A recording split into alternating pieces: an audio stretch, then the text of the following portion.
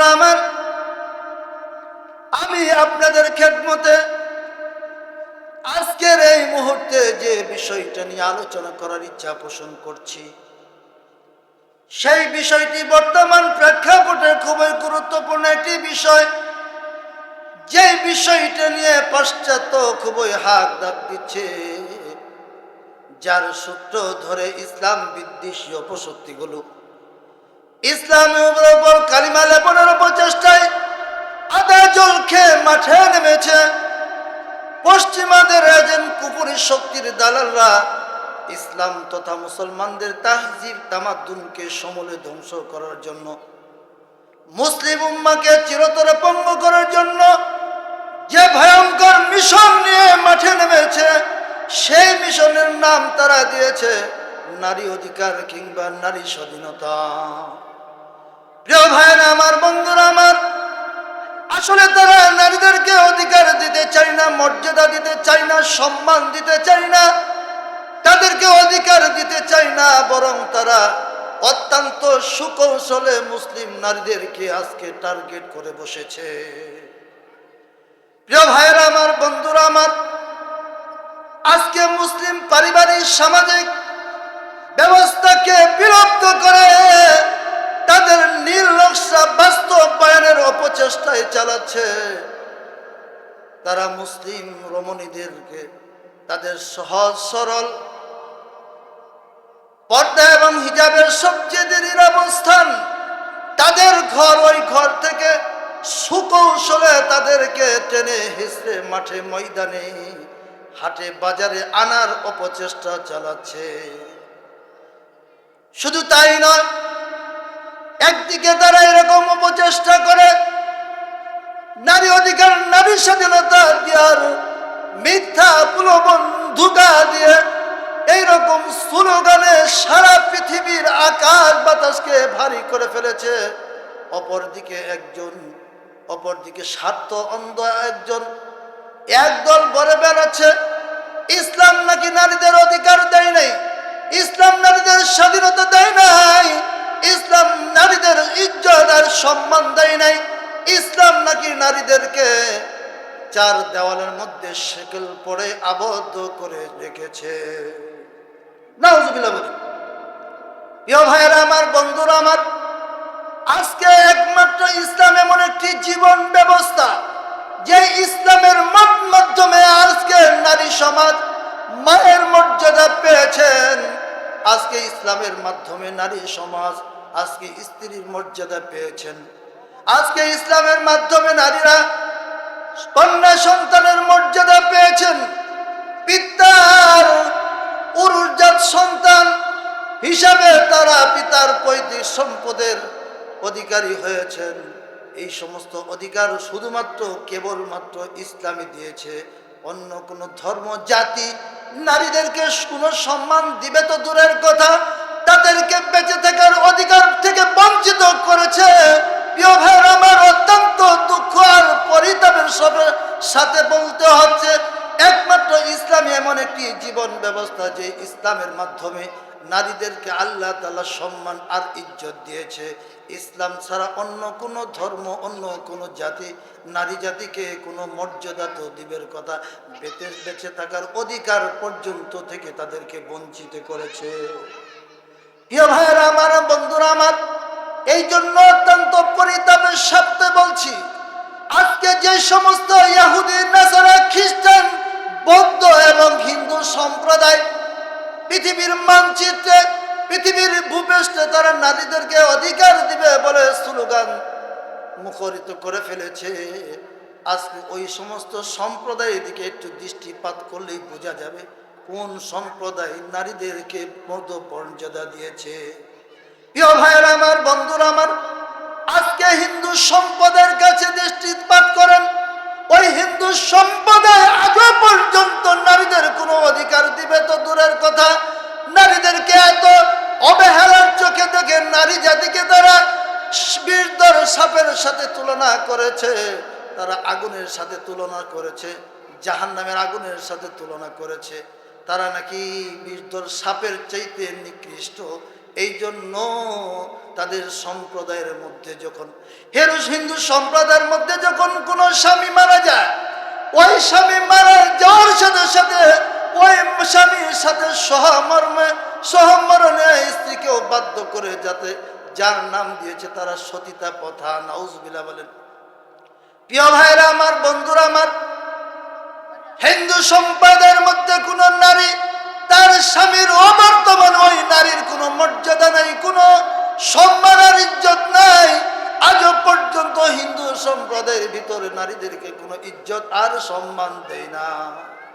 প্রিয় ভাইরা আমার, বন্ধুরা আমার, আজকে খ্রিস্টান ধর্মের দিকে তাকিয়ে দেখেন, পাশ্চাত্য ইহুদি নাসারা খ্রিস্টান দিকে তাকায় দেখেন, তারা নারীদেরকে মর্যাদা দিবে, সম অধিকার দিবে, স্বাধীনতা দিবে, সম্মান আর ইজ্জত দিবে বলে স্লোগানে আকাশ বাতাস ভারী করে ফেলেছে।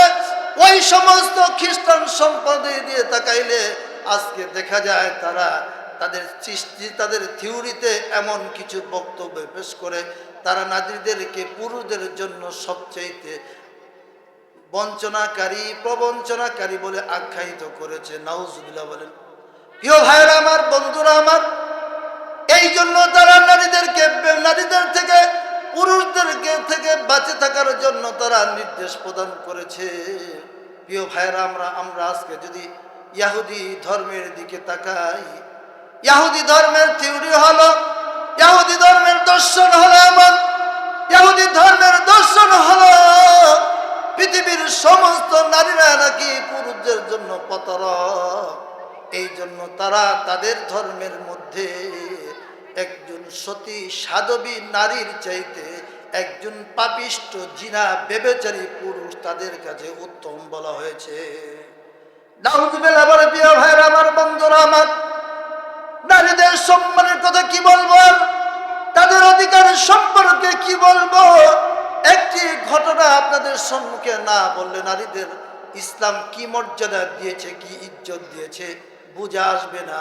প্রিয় ভাইরা আমার, আমি একটি ঘটনা আপনাদের সম্মুখে পেশ করছি। সেই ঘটনা হলো ইসলাম পূর্বের যে ঘটনা, সেই ঘটনা হলো হযরত দাহিয়াতুল কালবি রাদিয়াল্লাহু তাআলা আনহু, আল্লাহর নবীর একজন প্রিয় সাহাবী। এই প্রিয় সাহাবী হযরত দাহিয়াতুল কালবি রাদিয়াল্লাহু তাআলা আনহু এত সুন্দর চেহারার অধিকারী ছিলেন। ওই দাহিয়াতুল কালবি রাদিয়াল্লাহু তাআলা চেহারাকে এক নজরে এক পলক দেখার জন্য আরব বিশ্বের সমস্ত মানুষরা পাগল পারা হয়েছিলেন। সকল প্রকার মানুষরা তাকে এক পলক দেখে নিজেদের আত্মতৃপ্তি করবেন, এই জন্য দাহিয়াতুল কালবি রাদিয়াল্লাহু তাআলা আনহুকে দেখার জন্য মানুষ অপেক্ষমান ছিলেন। হযরত দাহিয়াতুল কালবি রাদিয়াল্লাহু তাআলা আনহু যখন ঘর থেকে বের হতেন, নিজের চেহারাটা স্বাভাবিকভাবে বের হতে পারতেন না, নিজের চেহারাটাকে আবৃত করে মানুষের সমাজে বের হতেন, যাতে মানুষ তার উপর কুদৃষ্টি না করে। প্রিয় ভাইরা আমার, বন্ধুরা আমার, এই হযরত দাহিয়াতুল কালবি রাদিয়াল্লাহু তাআলা আনহু ইসলাম পূর্বের যে সমস্ত নিকৃষ্ট কিছু ঘটনা ঘটাইছিলেন, ওই ঘটনা আপনাদের খেদমতে পেশ করছি। হযরত দাহিয়াতুল কালবি রাদিয়াল্লাহু তাআলা আনহু যখন ইসলাম গ্রহণ করেছেন, ইসলাম গ্রহণ করার পরেও সদা সর্বদাই কন্দনরত অবস্থায় ছিলেন। এই কন্দন করতে করতে তার চোখের পানি পড়তে পড়তে দুটি গাল বেয়ে বেয়ে এরকম ভাবে নালা সৃষ্টি হয়েছিল। আল্লাহর নবী হযরত রাসূল আকরাম সাল্লাল্লাহু আলাইহি সাল্লাম একদিন দাহিয়াতুল কালবি রাদিয়াল্লাহু তাআলার দিকে দৃষ্টিপাত করে দেখলেন দাহিয়াতুল কালবি রাদিয়াল্লাহু তাআলার চোখের পানি পড়তে পড়তে দুইটি গালের ভিতরে নালা সৃষ্টি হয়ে গিয়েছে। আবার আল্লাহ রাসূল সাল্লাল্লাহু আলাইহি সাল্লাম সাহাবাদের কোনো কষ্ট বরদাস্ত করতে পারে না। এই জন্য দাহিয়াতুল কালবি রাদিয়াল্লাহু তাআলাকে লক্ষ্য করে বললেন, হে দাহিয়া, তুমি ইসলাম গ্রহণ করেছো, ইসলাম গ্রহণ করার পূর্বে যে সমস্ত অন্যায় অপরাধ তোমার দ্বারা সংগঠিত হয়েছিল, ইসলাম গ্রহণ করার পরে সমস্ত অন্যায় অপরাধগুলো ইসলামের খাতিরে আল্লাহ রাব্বুল আলামিন তোমার জিন্দেগির সমস্ত গুনাহ খাতাগুলো মাফ করে দিয়েছে। এবার কথা শোনার পর দাহিয়াতুল কালবি রাদিয়াল্লাহু তাআলা হাউমাউ করে বললেন, হে আল্লাহ রাসূল, আমি ইসলাম গ্রহণ করার পরে সমস্ত গুনাহ মাফ হলেও আমার অন্তরের মধ্যে সাই দেয় না, আমার অন্তরের মধ্যে বিশ্বাস হয় না, এমন কিছু জঘন্য অপরাধ আমি করেছি, এই ইসলাম গ্রহণ করার পরও মনে হয় আল্লাহ রাব্বুল আলামিন ওই সমস্ত অন্যায়গুলো মাফ করবে না। প্রিয় ভাইয়েরা আমার, বন্ধুরা আমার, এবার আল্লাহ রাসূল সাল্লাল্লাহু আলাইহি ওয়াসাল্লাম হযরত দাহিয়াতুল কলবিকে লক্ষ্য করে বললেন, হে দাহিয়া, তুমি এমন কি অপরাধ করেছো? ওই অপরাধের কথা তুমি আমাকে শোনাও, ওই অপরাধের ঘটনা আমাকে শোনাও। এবার হযরত দাহিয়াতুল কলবি রাদিয়াল্লাহু তাআলা চোখের পানি আর ধরে রাখতে পারলেন না, হাউমাউ করে কাঁদছেন আর বলছেন, হে আল্লাহর রাসূল, আমি যখন আইয়ামে জাহেলিয়াতে ইসলামের পূর্ব যুগে ছিলাম, আমি আমার সম্প্রদায়ের নেতা ছিলাম, আমি আমার সম্প্রদায়ের লিডার ছিলাম। আমি আমার সম্প্রদায়ের লিডার আর নেতা থাকার কারণে আমার সম্প্রদায়ের মধ্যে যেই সমস্ত কন্যা সন্তান পৃথিবীর জমিনে ভূমিষ্ঠ হতো, নেতা খাতা থাকার কারণে ওই সমস্ত সম্প্রদায়ের সমস্ত সন্তানগুলো আমি দাহিয়াতুল কলবি রাদিয়াল্লাহু তাআলা আনহুর কাছে সুপর্দ করা হতো। আমার ওই সমস্ত নবজাতক শিশু কন্যাদেরকে আমি জীবদ্দশায় দুনিয়ার থেকে বিদায় করে দিতাম। একে একে হাজার হাজার সন্তান আমার হাত থেকে এইরকম ভাবে কন্যা সন্তানদেরকে আমি দুনিয়ার বুক থেকে বিদায় করে দিয়েছি। হে আল্লাহ রাসূল সাল্লাল্লাহু আলাইহি ওয়াসাল্লাম, পুরো একদিন আমি ব্যবসার উদ্দেশ্যে সফরে যাওয়ার প্রারম্ভে আমার গর্ভবতী স্ত্রীকে লক্ষ্য করে বললাম, হে প্রাণের স্ত্রী, হে আমার প্রাণের বিবি, আমি তো দূর দেশের সফরের উদ্দেশ্যে যাচ্ছি, আমি তোমার কাছে যে আমানত, তোমার গর্ভের যে বাচ্চাটা রেখে যাচ্ছি, ওই বাচ্চাটা যদি ছেলে সন্তান হয় তাহলে দুনিয়াতে রেখে দিবে, ওই গর্ভের সন্তানটা যদি কন্যা সন্তান হয়, সন্তান ভূমিষ্ঠ হইতে দেরি, তাকে দুনিয়ার থেকে বিদায় করতে দেরি করবে না। প্রিয় ভাইরা আমার, বন্ধুরা আমার, আইয়ামে জাহিলিয়াতের চিত্রগুলো আপনাদের সম্মুখে একটু তুলে ধরছি, একটু গভীর মনোযোগ সহকারে আপনি শ্রবণ করেন।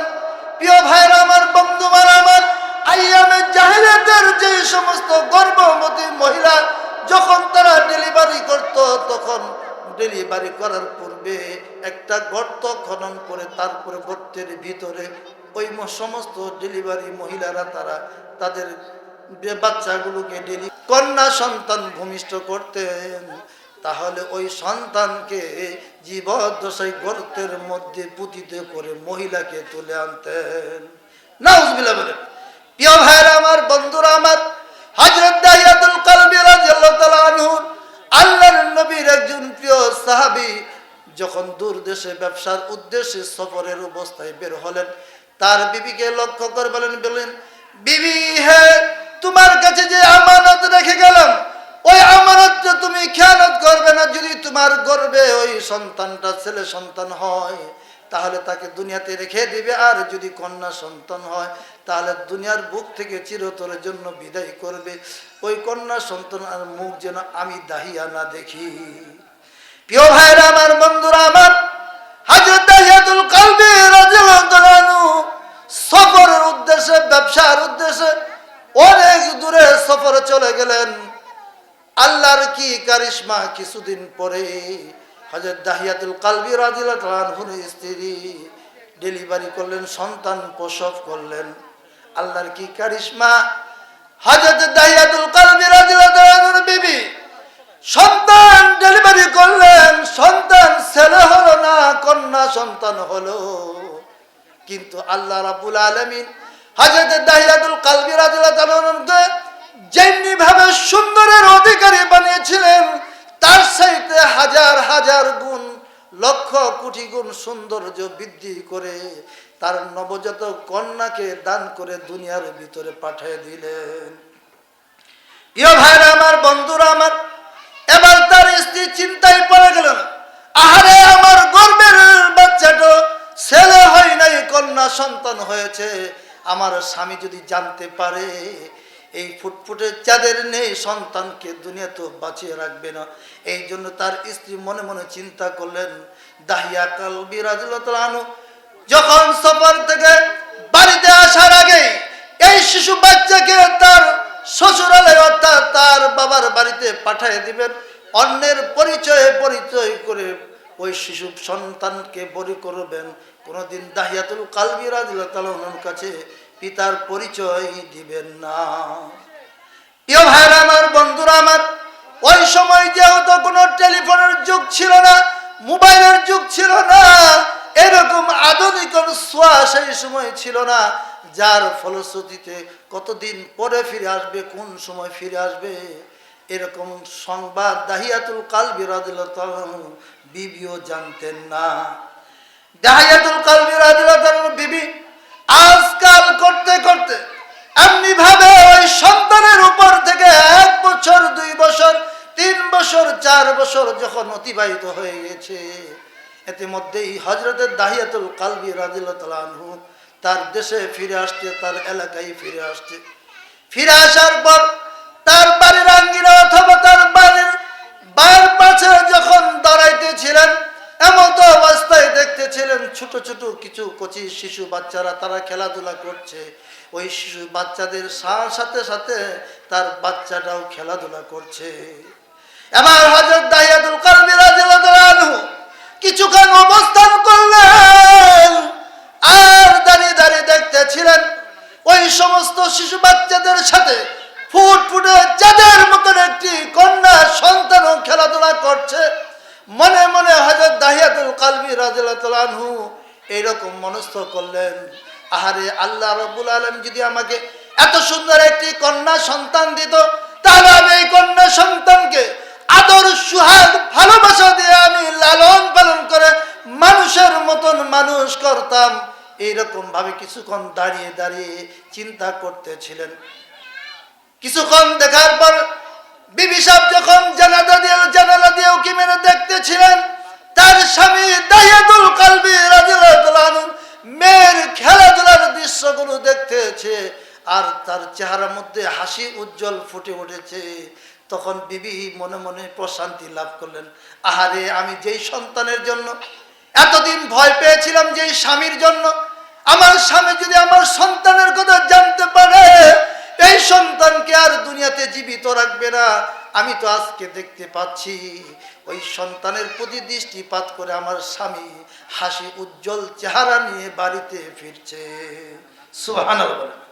প্রিয় ভাইরা আমার, বন্ধুরা আমার, মনে মনে দাহিয়াতুল কালবি রাদিয়াল্লাহু তাআলা আনহু বিবির মনের মধ্যে যে চিন্তা আর চেতনা আর কষ্ট ছিল, সেই কষ্টটা দূর হয়ে গেল। এবার হযরত দাহিয়াতুল কালবি রাদিয়াল্লাহু তাআলা আনহু যখন বাড়িতে ঢুকলেন, সঙ্গে সঙ্গে ওই পূর্ণিমার নেই চাঁদের সুন্দর মতন চেহারার অধিকারী ফুটফুটে বাচ্চাটি, কোমল কণ্ঠী বাচ্চাটি দৌড়ায় দৌড়ায় মা মা করে মার কাছে কোলে এসে দাঁড়ালেন। মার কোলে এসে উঠে বললেন, আর মাকে বলতেছেন, মা মা গো, তোমাকে প্রতিদিন বলি আমার খেলার প্রত্যেকটা সাথী তাদের বাবারা সন্ধ্যার সময় এসে তাদের সন্তানগুলো কোলে নিয়ে কাহে নিয়ে চলে যায়, কিন্তু আমি এত বড় হয়ে গেলাম, আজকে কত বছর অতিবাহিত হয়ে গেল, শুধুমাত্র তোমার কোলে আমি আরোহণ করতে পারি, কিন্তু আমার বাবার কোলেতে কোনোদিন আরোহণ করতে পারি নাই। মা, আমার বাবা কোথায় গেছে, কখন আসবে, কখন আমাকে কোলে কাহে নিয়ে আমাকে আদর দিবে, চুমু খাবে, এই জন্য আমি আমার বাবার অপেক্ষায় অপেক্ষমান আছি। প্রিয় ভাইরা আমার, বন্ধুরা আমার, এ কথাগুলো কোমল কণ্ঠে ওই শিশু বাচ্চা জামিলা তার মাকে বারবার বলতেছিলেন আর বাবার কথা জিজ্ঞাসা করতেছিলেন। ইতিমধ্যেই বাবা যখন চলে আসছে, তখন হযরত দাহিয়াতুল কালবিকে লক্ষ্য করে বললেন, মা মা রে, আজ আর অপেক্ষার দিন তোর শেষ হয়ে গেছে। এই যে পুরুষটা দেখা যাচ্ছে সুন্দর চেহারার অধিকারী, এটা আর কেউ না, এই হলো তোমার বাবা। এবার হযরত দাহিয়াতুল কালবি রাদিয়াল্লাহু তাআলা আনহুর কোমলমতি সন্তান বাবাকে দেখার পরে এইরকম ভাবে চাতক পাখির নেই দৌড়ায় বাবার কুলে উঠলেন, আর বাবা বাবা বলে চিৎকার করে দিচ্ছেন। বাবা অতি সুন্দর আদর্শ হাত দিয়ে ওই বাচ্চাকে কুলে কাহিনী চুমু খাচ্ছেন, আর মনে মনে চিন্তা করছেন, আরে আমি দাহিয়াতুল কালবি রাদিয়াল্লাহু তাআলাকে যেমনি ভাবে আল্লাহ তাআলা সুন্দর করে সৃষ্টি করেছেন, আমার সন্তান উরুজাত সন্তানকেও আল্লাহ রাব্বুল আলামিন তার চাইতে অধিক পরিমাণ সুন্দর করে আল্লাহ রাব্বুল আলামিন সৃষ্টি করেছে। প্রিয় ভাইরা আমার, বন্ধুরা আমার, হযরত দাহিয়াতুল কালবি রাদিয়াল্লাহু তাআলা ওই ছোট্ট কুমিল শিশু বাচ্চাকে কোলে নিয়ে চুমু খাচ্ছেন, আদর করছেন, ভালোবাসা দিচ্ছেন, স্নেহ করছেন। ওই বাচ্চাকে নিয়ে যখন রাত্রে শয়ন করলেন, ওই বাচ্চা একবার মা মা করে মায়ের গলা জাপড়িয়ে ধরে, আবার বাবা বাবা করে বাবার গলায় জাপড়িয়ে ধরে। এইরকম ভাবে সারা রাত আনন্দ ফুর্তির মাধ্যমে অতিবাহিত করলেন। হঠাৎ করে দাহিয়াতুল কালবির অন্তরের মধ্যে জাগ্রত হলো ওই হিংসত্ব আইয়ামে জাহিরের মনোভাব সৃষ্টি হলো। আরে এ দাহিয়া, তুমি তোমার যে উরুজা সন্তান কন্যা হয়েছে, এই সন্তানটা একদিন তিল তিল করে বড় হয়ে যাবে।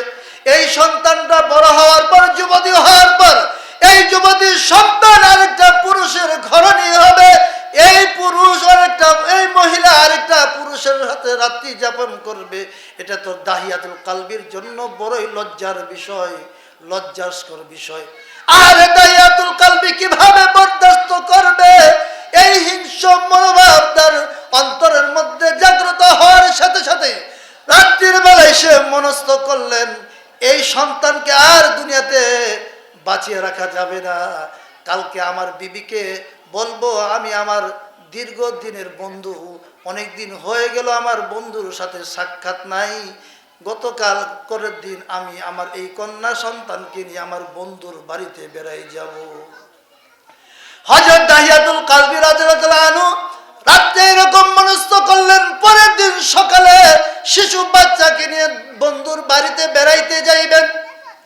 ঠিক যখন পরের দিন সকাল হয়ে গেল, তখন বিবিকে লক্ষ্য করে দাহিয়াতুল কালবি রাদিয়াল্লাহু তাআলা বললেন, বিবি হে, আজকে দীর্ঘদিন হয়ে গেল, অনেক দিন হয়ে গেল আমার বন্ধু বান্ধবীদের সাথে সাক্ষাৎ নাই। আমি আমার বন্ধুদের সাথে সাক্ষাৎ করতে যাব। আমার কলেজের টুকরা জামিলাকে সুন্দর পরিপাটি করে সাজিয়ে দাও, আমার জামিলাকে নিয়ে আমার বন্ধুর বাড়িতে বেড়াইতে যাইব। একথা শোনার পর হযরত দাহিয়াতুল কালবি রাদিয়াল্লাহু তাআলা বিবি অত্যন্ত আনন্দিত হলেন, খুশি হলেন। আজ বুঝি আমার মেয়ের খুশির দিন, তার বাবার সাথে তার বাবার বন্ধুর বাড়িতে বেড়াইতে যাবে। এই জন্য মেয়েও খুশি, মেয়ের মাও খুশি, বাবাও খুশি।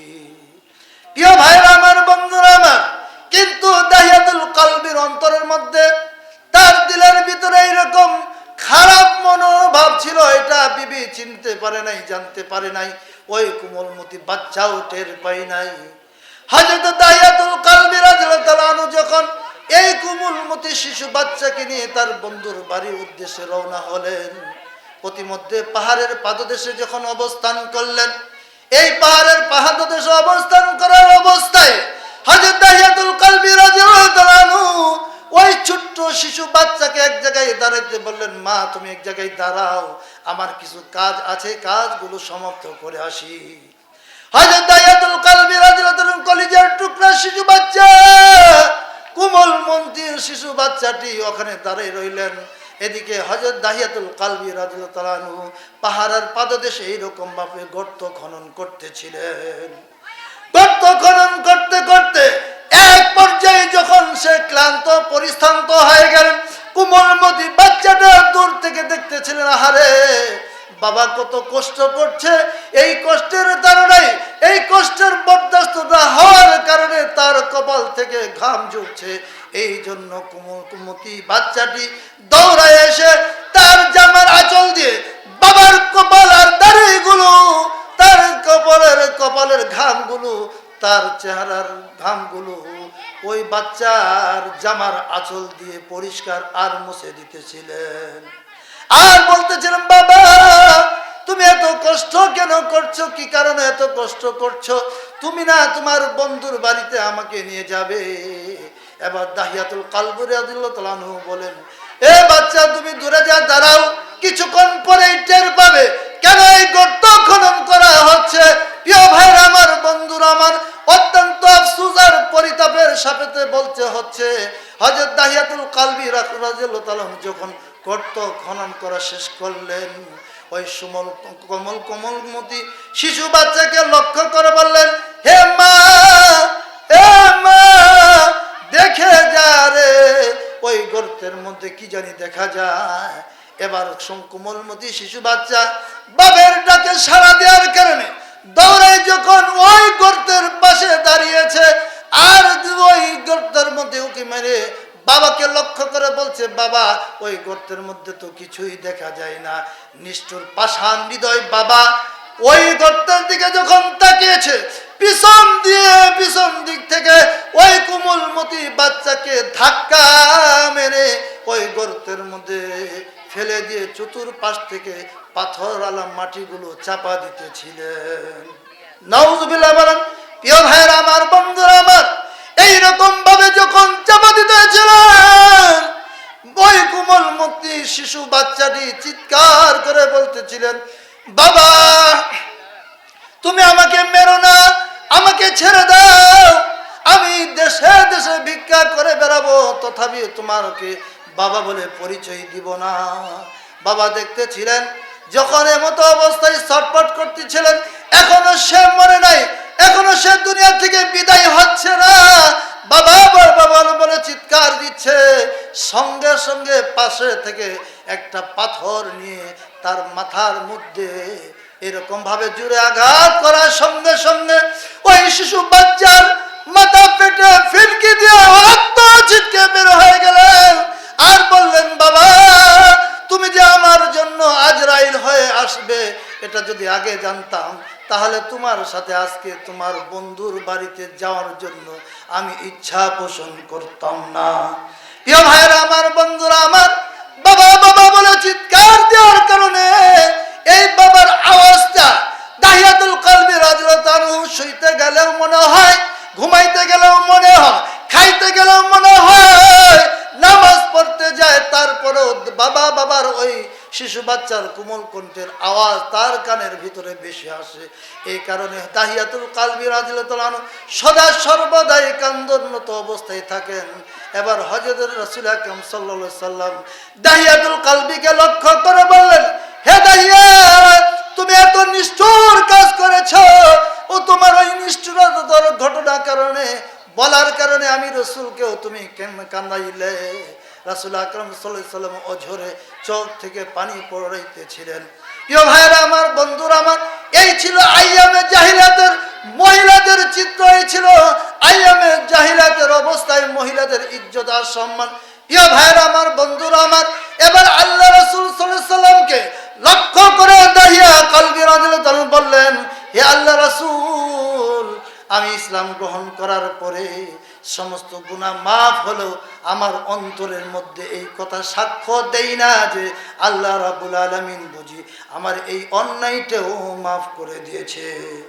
এবার আল্লাহ রাসূল সাল্লাল্লাহু আলাইহি সাল্লাম হযরত দাহিয়াতুল কালবিকে লক্ষ্য করে বললেন, হে দাহিয়া, তুমি যখন পড়েছো লা ইলাহা ইল্লাল্লাহু মুহাম্মাদুর রাসূলুল্লাহ, আল্লাহ রাব্বুল আলামিন এই কালিমার বরকতে তোমার জিন্দেগীর সমস্ত গুনাহ খাতাকে আল্লাহ রাব্বুল আলামিন মাফ করে দিয়েছেন। সুবহানাল্লাহ বলেন।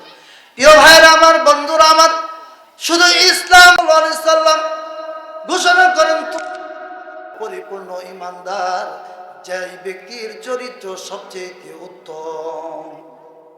আল্লাহ রাসূল সাল্লাল্লাহু আলাইহি ওয়াসাল্লাম ঘোষণা করেছেন, আকমালুল মুমিনুনা ঈমানান আহসানুহুম খুলুকান ওয়া খিয়ারুকুম ওয়া খিয়ারু লিনিসাইহি ওয়া বানাতিহি। আল্লাহ রাসূল সাল্লাল্লাহু আলাইহি ওয়াসাল্লাম ঘোষণা করেন, হে পৃথিবীর মানুষরা, তোমাদের মধ্যে ওই ব্যক্তি পরিপূর্ণ ঈমানদার, যেই ব্যক্তির চরিত্র সবচেয়ে উত্তম, ওই ব্যক্তি হলো পরিপূর্ণ ঈমানদার। প্রিয় ভাইরা আমার, বন্ধুরা আমার, এরপরে আল্লাহ রাব্বুল আলামিনের হাবিব পরের আরেকটি অংশ জুয়ার সাথে অ্যাড করেছেন, যোগ করেছেন, ওয়াখিয়ারুকুম ওয়াখিয়ারু লিনিসাইহি ওয়া বানাতি, এবং তোমাদের মধ্যে সবচেয়ে ওই পুরুষ, ওই স্বামী, ওই ভাই, ওই বাবা উত্তম, যেই ব্যক্তি, যেই পুরুষ, যেই স্বামী তার স্ত্রীর কাছে, যেই ভাই তার বোনের কাছে, যেই বাবা তার কন্যার কাছে উত্তম। সুবহানাল্লাহ বলেন। একমাত্র রাসূল আকরাম সাল্লাল্লাহু আলাইহি সাল্লাম মানুষদেরকে, অর্থাৎ মহিলাদেরকে ইজ্জত দিয়েছেন, সম্মান দিয়েছেন। আরেকটা হাদিসের মধ্যে আল্লাহ রাসূল সাল্লাল্লাহু আলাইহি সাল্লাম ঘোষণা করেন, মান আলা সালাসা বানাতিন ফাআদাবাহুন্না ওয়া যাওজাহুন্না ওয়া আহসানা ইলাইহিন্না ওয়া লাহুল জান্নাহ।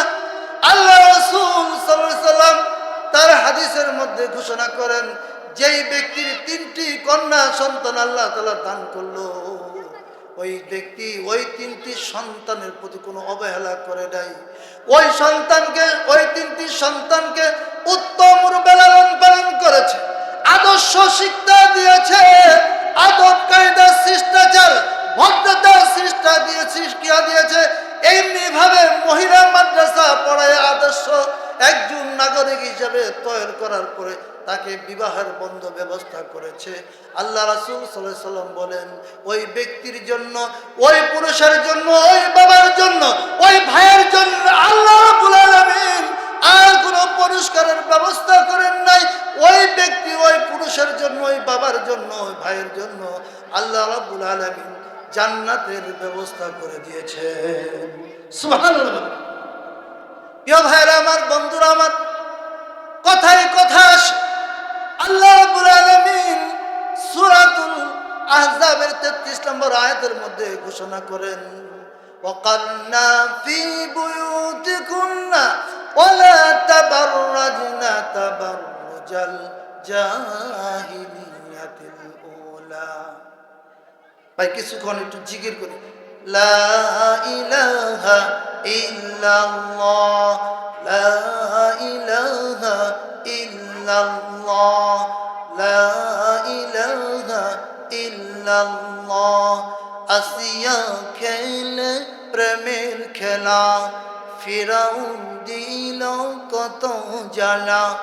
ফিরাউন বলে আসিয়া রে, ফিরাউন বলে আসিয়া রে, ছেড়ে দে মুসার কালিমা। আসিয়া বলে মরে যাব, আসিয়া বলে মরে যাব, তবুও ছাড়ব না ইল্লাল্লাহ, লা ইলাহা ইল্লাল্লাহ, লা ইলাহা ইল্লাল্লাহ, লা ইলাহা ইল্লাল্লাহ।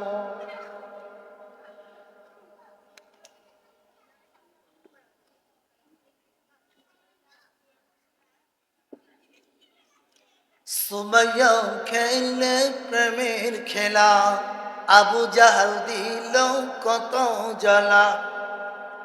আবু জাহাল বলে সুমাইয়া রে, আবু জাহাল বলে সুমাইয়া রে, ছেড়ে দে নবীজির কালিমা।